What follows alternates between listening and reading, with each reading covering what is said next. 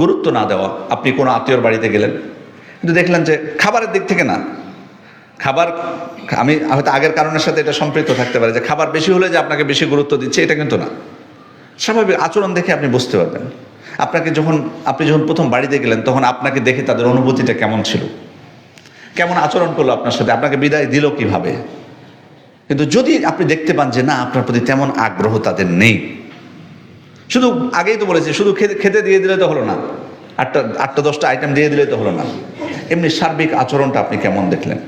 তো যদি আপনার মনে হয় বা যদি দেখেন আপনি অনেক সময় যেন আপনাকে গুরুত্ব কম দিচ্ছে, তাহলে কিন্তু পরবর্তীতে যাওয়াটা কঠিন হয়ে যায়। এভাবে করে কিন্তু আত্মীয়তার সম্পর্কটা ছিন্ন হয়। এরপরে হচ্ছে বখিলতা, কৃপণতা, এটাও একটা কারণ। অনেক সময় মানুষ কিছু টাকা পয়সা থাকে যথেষ্ট, কৃপণ হয়, ভয় পায়। আত্মীয়দের সাথে সম্পর্ক যদি আমি রাখি, তাদের সাথে যোগাযোগ করি, তারা হয়তো আমার কাছে টাকা ধার চাইবে বা হয়তো কোনো কিছু চেয়ে বসবে, এ ভয়ে মানুষ অনেক সময়, এ ভয়েও কিন্তু আত্মীয়দের থেকে মুখ ফিরিয়ে থাকে অনেকে। কৃপণতা,